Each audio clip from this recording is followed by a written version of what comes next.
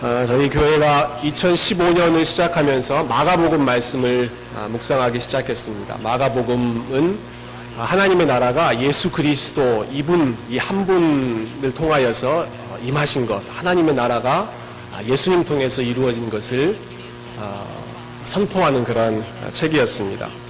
2월부터는 저희가 출애굽기 말씀을 함께 묵상하게 되었는데요. 출애굽기 역시 그 핵심 주제는 하나님의 나라입니다. 그런데 하나님의 나라가 이 출애굽 사건, 예수님 오시기 수천 년 전에, 아주 오래 전에 그 시기부터 하나님의 나라가 어떻게 임하였는지, 출애굽기는 성도가 어떻게 구원받는지, 어떻게 하나님과 동행하며 살아야 하는지, 또 어떻게 하나님을 예배해야 되는지 하는 너무나 중요한 그런 내용들이 이 책에 풍성하게 담겨 있습니다. 여러분 이미 잘 아시고 또 출애굽기 말씀을 여러 차례 공부도 하시고 읽으면서 은혜 받으신 줄로 믿습니다.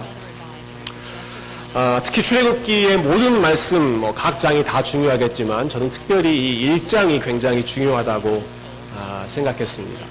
그 중에서도 1장 1절, 이 출애굽기를 여는 1절이 굉장히 중요하고 의미가 있습니다. 오늘 본문 시작이 이렇게 되죠. 야곱과 함께 각각 자기 가족을 데리고 애굽에 이른 이스라엘 아들들의 이름은 이러하니, 이렇게 출애굽기가 시작하고 있습니다. 한 가지 안타까운 사실은 출애굽기 1장 1절에 있는 가장 중요한 단어 하나가 우리말 성경에도 번역이 안 돼 있고 영어 성경에도 번역이 안 돼 있다라고 하는 것입니다. 히브리 원어 성경에 보면 이 1장 1절이 바브라고 하는 아주 짧은 한 글자로 되어 있는 단어, 바브로 되어 있는데 이 단어가 뜻이 그리고 and라고 하는 뜻입니다. 그러니까 출애굽기를 시작하면서 그리고라고 하는 단어로 모세가 시작한다는 것이죠. 여러분 혹시 직업적인 이유에서 글을 쓰시든지 아니면 일상적인 상황에서 누군가에게 편지를 쓰시든지 글을 쓰실 때 제일 첫 문장을 그리고로 시작하면 뭔가 자연스럽지가 않습니다. 뭔가 한두 마디를 미리 던져놓고 나서 and, 그리고를 시작해야지 밑도 끝도 없이 글을 시작하는데 그리고라는 말로 시작하면 좀 어색하지 않은가요? 저만 그런가요? 그리고라고 하는 단어로 모세가 시작하는데 그 말은 무엇을 암시하겠습니까? 이것이 출애굽기가 따로 떨어져 있는 별개의 책이 아니라 앞에 나와 있는 창세기를 이어받는, 창세기에 나와 있던 내용들 쭉 살펴봤으니까 그리고 나서 이 출애굽기가 이 창세기와 이어진다라고 하는 것이죠. 아니 출애굽기가 창세기 뒤에 있으니까 창세기 뒤에 이어지는 것이 당연하지 뭘 그런 당연한 사실을 그렇게 새삼스럽게 강조하냐고 하실지도 모르겠는데, 모세는 의도적으로 이 출애굽기 1장, 출애굽기 전체가 창세기와 아주 긴밀하게 연결되어 있다는 것을 강조하고 있습니다. 그 단적인 증거가 또 나타나는데요. 그것은 오늘 본문에 여러 차례 반복되는 표현입니다. 세 차례에 걸쳐서 반복되는데 7절 말씀 한번 보시면 이스라엘 자손은 생육하고 불어나 번성하고 매우 강하여 온 땅에 가득하게 되었더라. 이렇게 한번 말하고 있고요. 조금 더 내려와서 12절에 보시면 그러나 학대를 받을수록 더욱 번성하여 퍼져나가니, 맨 마지막 부분 20절에도 보시면 하나님이 그 산파들에게 은혜를 베푸시니 그 백성은 번성하고 매우 강해지니라. 출애굽기 1장은 온통 이스라엘 백성들이 생육하고 번성하여 그 땅을 충만하게 덮었다, 이것을 강조하고 있습니다. 여러분 이 내용 어디선가 본 것 같지 않습니까? 어디선가 읽은 것 같지 않으십니까? 창세기 1장에서 하나님께서 아담과 하와를 창조하실 때 주셨던 명령이 너희는 생육하고 번성하여 땅에 충만하라, 땅을 다스리라는 것이었습니다.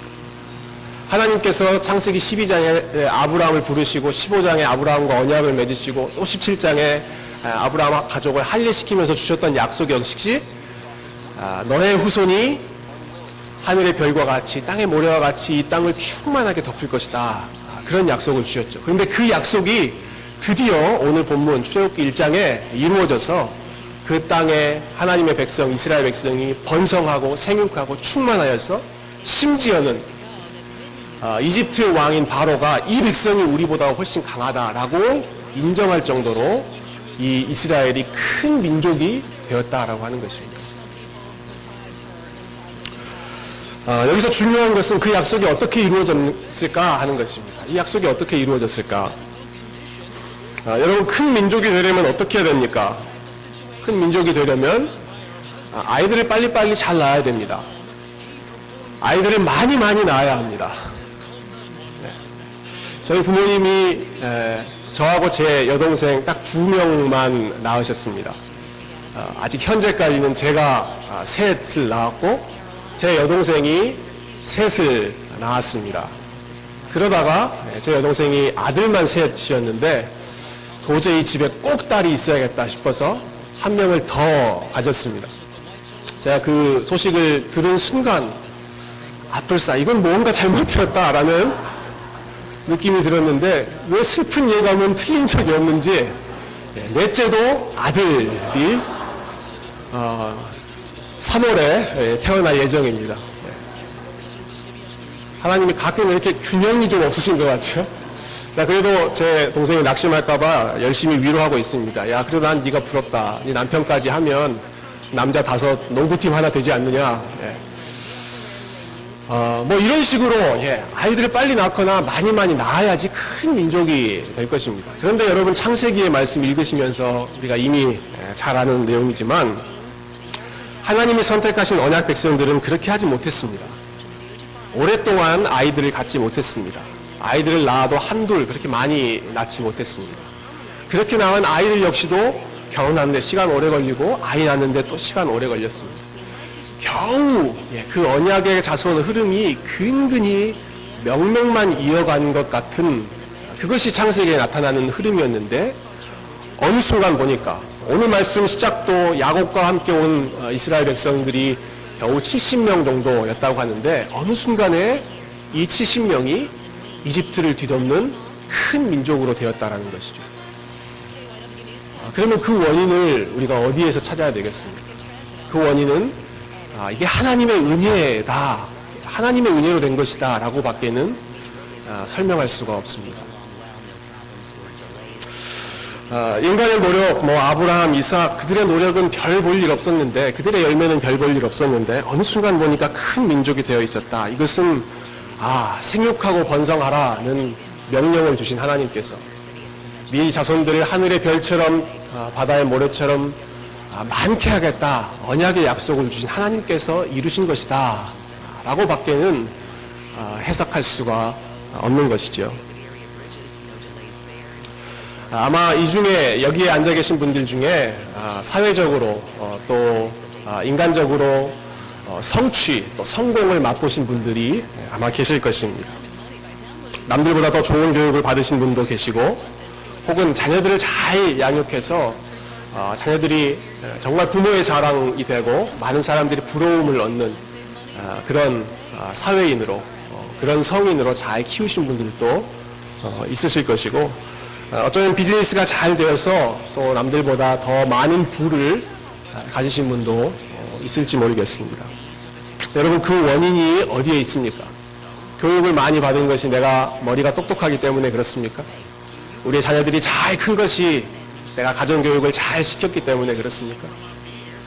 내가 남들보다 혹은 부가 더 많은 재산을 가지고 있는 것이 특별한 사업 수완이 좋아서 내 머리가 좋아서 잘 이루어진 것입니다. 물론 현실적으로 그런 부분들이 기여한 바가 없진 않겠지만 우리가 믿음의 관점으로 우리의 삶을 돌아본다면 그 모든 감사의 제목들이 결국은 하나님의 은혜로 된 것이다 라는 것을 인정할 수밖에 없습니다.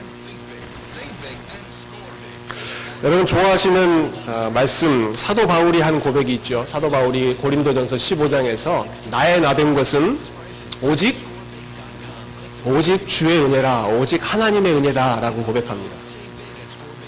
이 말씀이 영어 성경으로 보면 참 재밌습니다. 영어 성경에 보면 by the grace of God, 하나님의 은혜다가 먼저 나옵니다. by the grace of God I am that I am 이렇게 나옵니다. 뒷부분이 혹시 낯이 좀 익지 않으세요? I am that I am. 하나님께서 출애굽기 3장에서 모세를 만나서 모세에게 스스로 그분의 이름을 가르쳐 주실 때 나는 스스로 있는 자니라 라고 하실 때 하셨던 그 말씀이 I am that I am. 영어로 그렇게 됩니다. 그러니까 우리가 앞에 by the grace of God 오직 하나님의 은혜로를 빼어버린다면 I am that I am. 나는 스스로 있는 자다. 나는 스스로 이룬 사람이다. 이 모든 것을 내 힘으로 한 것이다 라고 교만하게 말할 수밖에 없다라고 하는 것이죠. 지극히 연약해 보이던 작은 가문을 큰 민족으로 성장시키신 것이 하나님의 주권적인 은혜였듯이 저와 여러분의 삶에 나타나는 모든 감사의 조건들 역시도 그것이 하나님의 은혜로만 된 것임을 겸손히 기억하셔서 우리의 삶을 평가할 때 항상 이 하나님의 은혜가 빠지지 않도록 여러분 기억하시고 주의하시기를 부탁드립니다. 기근을 피해서 이민 온 이스라엘 백성들이 하나님의 은혜로 이집트보다 더 큰 민족이 되었습니다. 그래서 이집트를 다스리는 바로 왕이 두려워하고 있죠. 더 이상 이스라엘 민족이 성장하지 못하도록 좀 막아야겠다. 조치를 취하기 시작합니다. 첫 번째 취한 방법은 이스라엘 백성들을 노예로 삼는 것입니다. 이전에는 요셉을 기억하는 왕들이 이 이스라엘 백성에게 호의를 베푸는 이스라엘 백성들이 좋은 대접을 받는 위치에 있었지만 이제는 이 바로 왕이 이스라엘 백성들을 노예로 삼기 시작했습니다. 요즘에 한국이 저출산 문제로 굉장히 심각하다고 하죠. 여러분 아마 그런 뉴스들 많이 들어보셨을 겁니다. 삶이 각박해져서 먹고 사는 것이 힘들어서 아이를 낳고 키울 자신이 없는 젊은 부부들이 아이 낳기를 많이 꺼려 한다고 합니다. 그래서 최근 통계 보니까 최근 몇 년간 결혼한 그 가정들을 보니까 아이 낳은 수가 한 명이 안 된다라는 그런 뉴스를 본 적이 있습니다. 가끔 목사님들이 말씀 전하실 때 전도를 못하면 애라도 많이 낳아라 라고 그렇게 우스갯소리를 하신 분들이 계셨는데요. 우스갯소리가 아닙니다. 이제는 우스갯소리가 아니고 정말로 한 가정이 둘 낳고 둘 낳으면 2대1의 비율이 되고 셋을 낳으면 3대1의 비율이 되고 그게 10년 20년 지나면 이게 큰 그러한 교회 성장의 하나님 나라 확장의 일이 방법이 될 것 같습니다. 그래서 언젠가 박성일 목사님이 이런 얘기 개인적으로 하시면서 우리 교회에 좀 출산 그 캠페인을 계속 벌여야겠다. 조 목사가 넷째를 낳으면 교회에서 멕시코 캔쿤을 보내주겠다. 이렇게 개인적으로 지나가는 말로 하신 적이 있습니다. 캔쿤은 조금 약한 것 같고요. 유럽 정도 되면 제가 한번 도전해볼만 할 것 같은데요.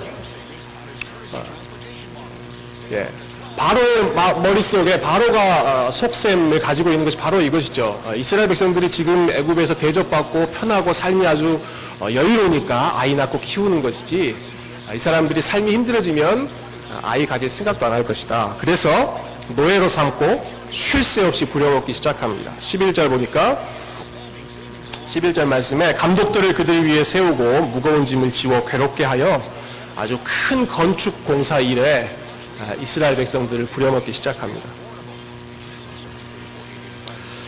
이스라엘이 노예로 전락하고 고생을 시작하는 이 계획, 여러분 이 계획이 어디서 나왔습니까? 바로의 머리에서 나온 것이죠. 그런데 조금 더 우리가 더 깊이 생각해 본다면 이것이 바로의 머리에서 나온 것이 아니고 사실은 하나님의 머리에서 나온 계획입니다. 우리 성경 한 구절만 찾아볼까요? 창세기 15장 말씀, 여러분 자주 찾으시는 말씀 한 번만 같이 찾아보겠습니다. 창세기 15장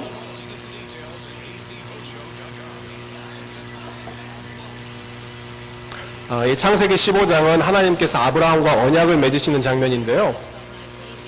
아브라함이 아무리 기다려도 약속의 아들이 생기지 않으니까 하나님께 제안을 하죠. 하나님, 그 아들은 기대하기 힘들 것 같고, 내가 부려먹고 있는 종 중에 아주 신실한 사람이 있는데 이 사람을 그냥 양자로 삼아서 이 사람 통해서 언약을 이어가게 합시다.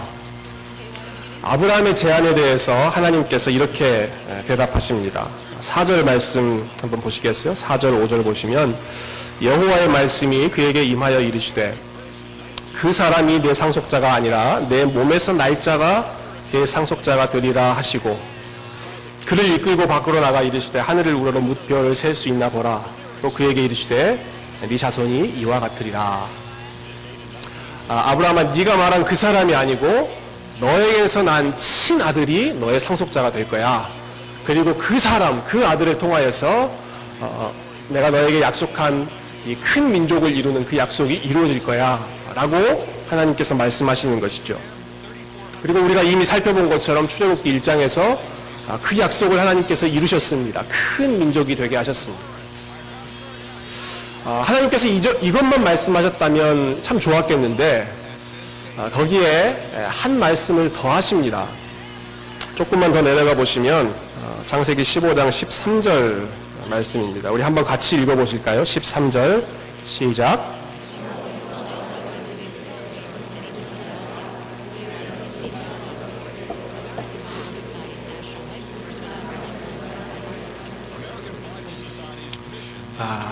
너는 반드시 알라. 네 자손이 이방에서 객이 되어 그들을 섬기겠고 그들은 400년 동안 네 자손을 괴롭힐 것이다. 여러분, 하나님이 이런 분이신 것 아셨습니까? 하나님이 큰 민족을 주겠다 약속하시면서 동시에 그런데 그 민족이 400년 동안 이방에서 객이 되어 생활할 것이고 노예로 어려운 시간들을 보내야 할 것이다. 큰 민족을 이루도록 축복하시는 하나님의 모습과 그 민족을 어려운 가운데서 연단시키는 그 하나님의 모습이 우리 하나님 안에 똑같이 공존하고 있다는 사실이죠. 이 사실 때문에 사실 하나님을 이해하고 하나님을 믿는다는 것이 참 쉽지 않습니다. 그냥 이야기가 좀 단순하게 하나님의 백성들을 괴롭히는 것은 바로 이 악한 왕 바로가 세운 계획이고, 그렇지만 우리 하나님께서 신실하게 이 바로의 계획을 무찌르셨다. 이렇게 이야기가 진행되면 얼마나 설명하기가 쉽겠습니까마는 큰 민족을 약속하신 것도 하나님이고, 그러나 그 민족이 400년 동안 고생해야 된다라고 하는 것을 예고하신 것도 하나님이시라는 것이죠. 이사야 45장 7절에서는 하나님께서 더 직접적으로 이렇게 말씀하십니다. 나는 빛도 짓고 어둠도 창조하며, 나는 빛도 짓고 어둠도 창조하며, 나는 평안도 짓고 환난도 창조하나니 나는 여호와라. 이 모든 일들을 행하는 자니라. 하나님이 빛과 평안만 창조하시는 것이 아니라 어둠과 환난도 창조하셨다. 많은 신학자들과 또 많은 훌륭한 목사님들이 이 두 가지를 어떻게든 조화시켜 보려고 잘 설명해 보려고 애썼지만 결론은 우리의 이성 또 우리의 지혜, 우리의 논리로는 이것을 완벽하게 만족스럽게 설명할 수 없다라는 것입니다. 그렇지만 하나같이 지적하고 강조하는 것은, 그러나 확실한 것은 어둠과 환난에 속하는 일들 역시도 하나님의 계획과 컨트롤 속에 있다라고 하는 것을 붙잡아야 된다라는 것을 강조합니다. 우리가 고난의 문제를 설명하려고 할 때 흔히 범하는 잘못이 하나 있습니다. 하나님의 선하심을 변호한다는 명목하에서 하나님의 주권, 하나님의 능력을 희생시켜버리는 것입니다. 예를 들어서 우리 하나님 선하신 분인데, 우리 하나님 사랑이 너무나 풍성하신 분이기 때문에 그런 끔찍한 일은 허락하실 리가 없습니다. 이렇게 이야기하는 것이죠. 그것은 하나님께서 원하시는 일이 아닙니다. 하나님께서 주시는 일이 아닙니다. He is out of control. 이렇게 이야기하는 것이죠. 어떻게 보면 참 하나님을 위하는 것 같은 그러한 설명이지만 성경적인 대답은 아닙니다. 성경은 하나님이 여전히 그것까지도 컨트롤하고 계신다라고 이야기합니다. God is still in control. 이게 성경이 주는 대답입니다. 우리가 가려고 하는 길이 막힌다면, 기대하던 일들이 지체된다면, 혹은 원치 않는 일들이 갑작스럽게 일어난다면 그런 것들은 하나님과 상관없이 하나님의 계획 밖에서 우발적으로 일어나는 일이 아니라 그것조차도 하나님의 계획 안에서 일어나는 일이라, 그것을 붙잡고 있을 때에만 그것을 헤쳐나갈 소망이 있습니다. 하나님께서 그것을 허락하셨기 때문에 그것을 해결하실 수 있는 능력도 결국은 하나님께 있다라는 것을 인정하게 되기 때문입니다. 19세기 말 20세기 초에 워필드라고 하는 아주 훌륭한 신학자가 한 분 계셨는데요. 이분이 개인적으로도 고난을 많이 겪으셨고 또 고난에 대해서도 아주 깊이 고민하신 그런 분입니다. 이 워필드가 고난의 문제에 대해서 이런 설명을 한 적이 있습니다. 우리 인생에 고난을 보내시는 분이 하나님이시냐고요? 물론이죠. 당연하죠. 그분께서, 아니 오직 그분만 우리에게 고난을 주십니다. 악인에게는 심판의 고난을, 사랑하는 그 자녀들에게는 연단의 고난을 주십니다. 만일 우리가 이 사실을 부인해버린다면, 고난이 하나님의 통제 밖에서 일어나는 일이라고 인정해버린다면 우리에게 남아있는 마지막 위로, 마지막 소망을 포기해버리는 일이 될 것입니다. 이해하기 어려운, 또 조화시키기 쉽지 않은 그런 내용입니다마는 우리의 고난조차도 하나님의 계획 안에 있었다는 사실을 인정할 때 역설적이게도 그것을 해결하는 책임 역시 우리 하나님께 있다는 것을 우리가 소망으로 바라볼 수가 있습니다. 사실은 출애굽기가 이야기하고 있는 것이 그것입니다.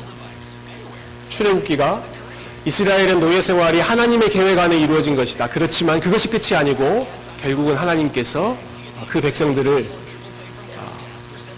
하나님의 뜻이 있어서 이해할 수 없는 미스터리가 있어서 그들을 400년 동안 고생시키셨지만 결국은 하나님께서 구원하신다. 이것이 출애굽기에 나오는 그런 이야기이지 않습니까? 여러분, 출애굽기로 다시 한번 돌아가 보시죠. 이집트의 바로 왕이 이스라엘 백성들을 노예로 삼았습니다. 힘든 일을 시켰습니다. 그렇게 하면 아이들이 생기지 않고 인구가 늘지 않을 거라고 생각했습니다. 그런데 그 결과가 어떻습니까? 12절 한번 보시면, 그러나 학대를 받을수록 더욱 번성하여 퍼져나갔다, 이렇게 되어 있습니다. 학대를 하면 할수록, 핍박을 하면 할수록 오히려 보이지 않는 하나님의 손이 이스라엘 백성들을 서포트하고 계셔서 그들의 백성들이 오히려 더 하나님의 복을 받고 번성하고 퍼져나갔다라는 것이죠. 어쩔 수 없이 바로가 계획을 변경합니다. 플랜 B를 내놓습니다. 아이가 생기는 것은 자기가 어떻게 할 수가 없을 것 같으니까, 그러면 아이가 태어나는 그 순간에 아이들을, 남자아이들 다 죽여버리자. 참 잔인한 계획이죠. 하나님을 마음에 두지 않는 사람의 마음에서 나오는 그 결과가 결국은 이런 잔인한 계획으로 나오는 것 같아요. 그래서 이 계획을 실행하기 위해서 히브리 산파 두 사람을 부릅니다. 시프라라고 하는 사람과 부하라고 하는 사람을 부릅니다. 그래서 그 사람들을 시켜서 너희가 아이들을 받을 때 남자아이가 태어나면 죽이고 나중에 그 아이들이 자라서 군인이 되면 위협적인 존재가 될 수 있으니까요.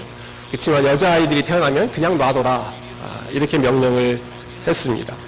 그런데 이 산파들이 바로의 말을 듣지 않고 오히려 남자아이들을 살려두었습니다. 바로의 마음이 언짢았겠죠. 그래서 이 산파들을 다시 부릅니다. 왜 니네들이 내 말을 듣지 않고 남자아이들을 다 살려뒀냐. 추궁하는 바로에게 하는 이 여인들의, 산파들의 대답이 아주 걸작입니다. 19절에 보시면 19절에 히브리 여인은 애굽 여인과 같지 아니하고 건장하여 산파가 우리가 그들에게 이르기 전에 이미 해산해버립니다. 이렇게 대답하고 있습니다.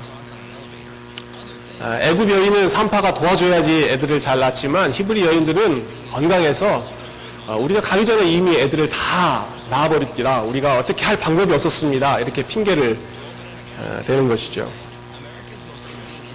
여기 앉아 계신 우리 여자 교우님들 중에 아이를 낳으신 분들이 굉장히 많이 계실 텐데요. 여러분 애굽 여인과에 속하십니까? 아니면 히브리 여인과에 속하십니까? 저는 히브리 여인과에 속하는 한국 여인을 한 명 알고 있습니다. 그 이름은 임미정입니다. 임미정이 누구야? 제 아내입니다. 제 아내가 2008년에 첫 아이를 낳았는데요. 2008년에 아빙턴 병원에서 첫 아이를 낳을 때 예정일이 8월 1일이었습니다. 7월 2일 날 한 달 전에 그 병원 닥터 어포인먼트가 있어서 의사를 보러 갔습니다. 검사하는데 의사가 계속 고개를 갸우뚱거리더니 이상하다 그러는 거예요. 그러면서 제 아내를 분만실로 보냈습니다.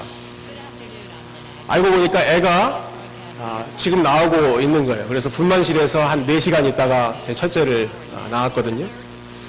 뭐 그날 아침에 배가 아픈 기미는 있었는데 뭐 만삭 때니까 배가 의뢰이 아프겠거니 하고 그냥 참고 있었는데 하마터면 병원에 가기 전에 산파가 오기 전에 제 손으로 제 첫째 아이를 받을 뻔했습니다. 근데 그렇게 태어난 애가 벌써 이렇게 학교 다니고 있으니까 참 시간이 너무 빠른 것 같죠. 지금 그렇게 이야기하고 있는 것이잖아요. 이 산파들이 우리가 도착하기도 전에 여인들이 다 나와버립니다. 실제로 히브리 여인들이 그렇게 했는지는 잘 모르겠습니다. 아마 자기의 이 잘못을 덮기 위한 그런 핑계의 가능성이 더 높겠죠. 여러분 산파들이 바로의 명령을 어긴다라고 하는 것은 생명을 건 도박입니다. 그건 정말 자기 목숨 내놓고 불순종하는 것입니다. 그런데 왜 그렇게 자기의 생명을 위험에 처하면서까지 아이들을 살려두었을까요? 17절 말씀 우리 한번 같이 마지막으로 한번 읽어보실까요? 17절 시작.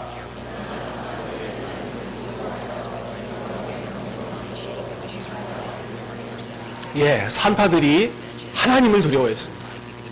산파들이 바로의 말보다 하나님을 두려워했습니다. 참 대단한 믿음이죠. 이 자신의 생명을 쥐락펴락할 수 있는 애고방 바로의 말보다도 보이지 않는 하나님을 더 두려워했다라고 하는 것입니다. 여러분 이 히브리 산파들이 그렇게 주목받는 그런 사람들, 중요한 위치에 있는 사람들도 아닙니다. 이집트 사람들이 아니고 히브리 사람들이니까 노예의 신분이었을 것이고 남자가 아니라 여자 아주 연약한 그런 사람들이었고 아이 받는 일을 했으니까 매일 손에 피를 묻혀야 하는 사람들입니다. 모세의 율법은 이 사건 이후에 제정된 것이긴 하지만 모세의 율법에 따르면 손에 피를 묻히는 사람, 피를 가까이 하는 사람들은 하나님께 예배 드릴 수 없는 거기에서도 제외될 정도로 소외된 사람들이 피를 가까이 하는 사람들입니다. 그런데 이 여인들이 오히려 바로보다 하나님의 말씀을 더 두려워하고 하나님을 두려워해서 생명을 살렸다라고 하는 것이죠. 그 결과 20절 보니까 하나님이 그 산파들에게 은혜를 베푸시니 그 백성은 번성하고 매우 강해지니라. 하나님께서 이런 믿음을 보인 산파들에게 은혜를 베푸셨고 그들의 믿음, 그들의 결단을 통해서 하나님의 출애굽 역사가 계속해서 진행될 수가 있었습니다. 여러분 출애굽기의 가장 중요한 주인공은 모세이죠. 히브리 산파 이 두 사람이 없었다면 모세가 태어날 수 없었을지도 모릅니다. 지난주에 이 출애굽기 1장부터 4장 말씀, 매일 성경 말씀 통해서 읽어나가는데 참 재밌는 점 한 가지를 발견했습니다. 분명히 그 모든 이야기의 주인공은 모세인데 모세의 생명이 위태로울 때마다 도와주는 사람, 구해주는 사람이 하나같이 다 여인들입니다. 출애굽기 1장에서 우리가 이 산파들을 보았죠. 출애굽기 2장에 보면 아기 모세가 이 나일 강물에 떠내려갈 때 바로의 딸이 그를 건집니다. 그리고 그 모습을 멀리서부터 계속해서 지켜보며 따라가던 모세의 누나가 바로의 딸이 건지자마자 내가 히브리 유모를 한 명 아는데 데리고 오겠다 해서 모세의 친엄마를 데리고 옵니다. 나중에 모세가 장성하고 하나님의 부르심을 받아서 출애굽 사명을 받고 애굽으로 돌아갈 때 좀 어려운 그런 내용이긴 합니다만은 하나님께서 모세를 갑자기 죽이시려고 하는 그런 장면이 나옵니다. 아마 모세가 급한 마음에 자기 아들을 할례시키지 않았기 때문이었던 것 같습니다. 그런데 그 순간에 모세의 생명을 구해준 사람이 모세의 아내였습니다. 빨리 할례를 시켜가지고 모세의 생명이 다치지 않도록 했죠. 계속해서 여인들의 믿음이 부각되고 있고 하나님의 구원 역사를 이루는데 중요한 역할을 수행하고 있습니다. 가장 연약한 축에 속하던 여인들이 바로의 계획을 좌절시키고 모세의 생명을 지키고 그로 인해서 결국은 하나님의 계획을 완수하는 중요한 도구로 사용되었다라는 것입니다. 사도 바울이 고린도전서 1장에서 하나님께서는 세상에서 연약한 자, 약한 자들을 사용하셔서 강한 자들을 부끄럽게 하신다라는 말씀하셨는데 저는 이 히브리 산파 이 여인들이야말로 그 말씀에 가장 부합되는 좋은 신뢰가 아닌가 생각해 보았습니다. 우리 중 대부분은 모세의 위치에 있기보다는 히브리 여인, 히브리 산파 시브라나 부하의 위치에 있을 가능성이 높습니다. 한 민족을 이끌고 시대의 영적인 거장이 되기보다는 그저 평범한 직장인, 평범한 부모, 평범한 남편과 아내, 평범한 학생, 평범한 비즈니스맨, 평범한 그리스도인일 가능성이 아주 높습니다. 하지만 평범하다는 것은 절대로 사소하거나 중요하지 않다, 하나님이 쓰시지 않는다라는 것을 의미하지는 않습니다. 여러분, 이 산파들의 믿음이 얼마나 훌륭합니까? 이들이 없었다면 어떻게 출애굽 사건이 이루어질 수 있겠습니까? 모세는 하나님을 직접 만나기도 하고요. 하나님의 기적을 직접 경험하기도 하고요. 그래도 하나님, 저는 애굽으로 돌아가지 않겠습니다. 계속해서 버티고 그랬는데 이 여인들은 뭐 그런 기적을 체험한 바도 없고 하나님을 직접 만난 바도 없는데 그런데도 불구하고 세상 절대 권력자인 바로의 말보다 하나님을 더 두려워했다라는 것이죠. 그저 자신의 위치와 역할에 충실하면서 그 자리에서 하나님을 두려워했던 믿음의 사람들, 시브라와 부하, 히브리 산파들을 통해서 하나님께서는 모세를 준비시키셨고 출애굽의 역사를 이루어 가셨습니다. 말씀을 맺습니다. 저는 오늘 설교의 제목을 어두워진 땅에서 라고 한번 붙여봤습니다. 70명이라고 하는 작은 숫자로 시작된 아브라함의 후예가 큰 민족이 되었습니다. 하나님의 은혜로 큰 민족이 되었는데 동시에 그것 때문에 노예 신세로 전락하게 되기도 했습니다. 큰 어두움의 땅에 처하게 된 것입니다. 그렇지만 그 어두움조차도 하나님의 영광을 가리우지는 못했다라고 오늘 본문은 선언합니다. 오히려 바로 왕의 핍박이 거세지면 거세질수록 하나님의 백성은 더 생육하고 번성했습니다. 그리고 그 일에 기여한 사람들은 세상의 눈으로 보면 어쩌면 너무나 작고 연약한, 그러나 하나님의 나라의 관점에서 보았을 때는 그 누구보다도 더 위대한 믿음의 여인들이었습니다. 사랑하는 성도 여러분, 하나님께서 저와 여러분을 부르신, 세워두신 그 자리에서 하나님을 두려워하는 그런 믿음의 삶에 힘쓰시기를 부탁드립니다. 사람들이 다 미래가 어둡다고들 하지요. 한국 교회가 어둡다, 한국 사회가 어둡다, 이민 사회가, 필라델피아가 앞으로 어렵다. 괜찮습니다. 이스라엘 백성들도 똑같이 어두웠습니다. 그 어두움 가운데에서도 바로를 두려워하지 않고 하나님을 두려워하는 사람들이 묵묵히 그 자리를 지켜주었을 때 하나님의 역사는 중단되지 않고 계속될 수 있었습니다. 저와 여러분이 우리의 자리에서, 우리의 삶의 현장에서 묵묵히 세상보다 하나님을 더 두려워하는 믿음의 삶으로 나아간다면 우리를 통해, 기쁨의 교회를 통해, 저와 여러분의 삶을 통해 하나님은 계속해서 생명을 이어가고 생육하고 번성하여 땅에 충만하게 하나님 나라를 임하게 하시는 일을 이어가실 줄로 믿습니다. 저와 여러분의 이번 한 주의 삶이 이러한 믿음의 삶으로 하나님께 영광 돌려드리는 삶 되시기를 주님의 이름으로 축원드립니다. 함께 기도하겠습니다.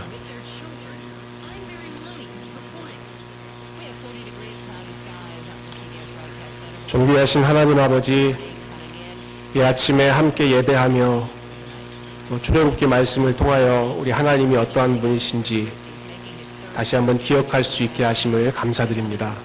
하나님, 우리의 삶이 때로는 빛처럼 밝은 가운데 있을 때 그것이 우리의 능력 때문이 아니라 하나님의 은혜로 된 것임을 기억할 수 있게 하여 주시옵소서.